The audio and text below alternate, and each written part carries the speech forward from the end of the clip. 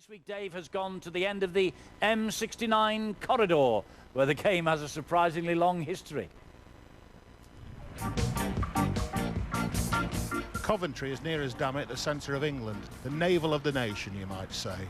It's famous for its cathedral, reduced to a ruin when the city was the most heavily bombed place in Britain in World War II. Coventry is also known for the motor industry and for aristocratic young ladies riding naked through the streets. It's also left its mark on the language. To be sent to Coventry originally meant to be sent to this church, the 14th century St John the Baptist. During the Civil War it was used as a prison for royalists captured in battle. And the local population was staunchly parliamentarian and they shunned and ignored them, hence sent to Coventry. Shunned and ignored sums up the attitude towards Coventry's professional rugby league team when they played in the Butts area of the city between 1910 and 1913. It's now home to the local Union team. This is where that assault was launched, the Butts ground in Coventry. New club playing under Northern Union rules replaced the local rugby union club here. It wasn't a great success. In 3 seasons they won just 12 games and the short history included a 102-0 defeat at Leeds, which is still a league record. Almost 100 years on, Coventry's rugby league team were represented back at Headingley, where they picked up a brace of awards for the club's work in developing the game. And as the Bears gathered at the ground they share with Old Coventry's rugby club, well, it was Rugby League Central with another presentation to make.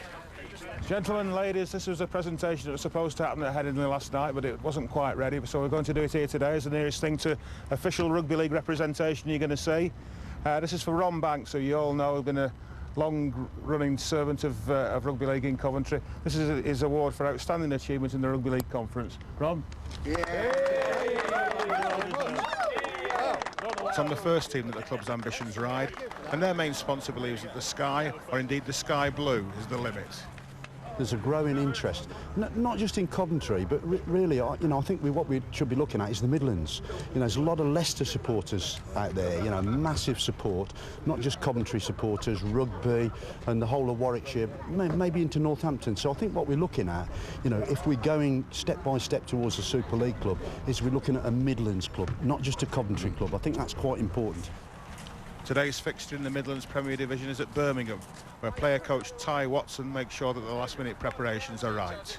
There's a lot of future here in Coventry, especially. It doesn't compete to like the Queensland Cup in Australia or Super League, but it certainly is a good development league, and we're heading in the right direction. You played under 19s for Australia? I had one game. That's one game they can't take away from you. Exactly right. Now it was a very proud moment. So a couple of famous teammates in that side as well? Oh yeah, Adam Ritson was in there, Matty Geyer. It was a really good time of my life, and that was when I was playing sort of under 19s for Western Reds, so it was a good part of my life. The Bears won the Rugby League Conference in 2002 and National League 3 in 2004 before falling on hard times. But on the evidence of this performance against their West Midland rivals, they're on their way back. They got off to a flying start when Tim Stevens shredded the Bulldogs' defence to set up a try for Nick Thatcher. The Bears have some talented Rugby League players such as stand-off Graham Healy. That was his step to open up the Bulldogs' defence and help create the try for Stuart Lee.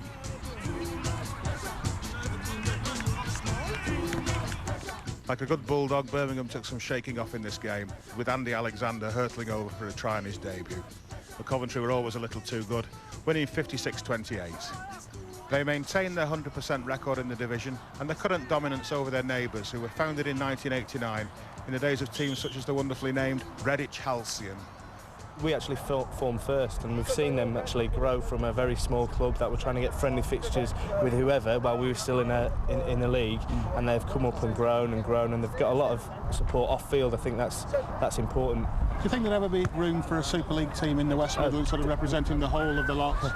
Definitely, without a doubt. Bring them tomorrow. Prepared to go to Coventry and watch them, or is that going too far? Well, I probably would, but it was hard for me to say that. Yeah. Almost 100 years after that first attempt, there's still a pulse to be found in the heart of England.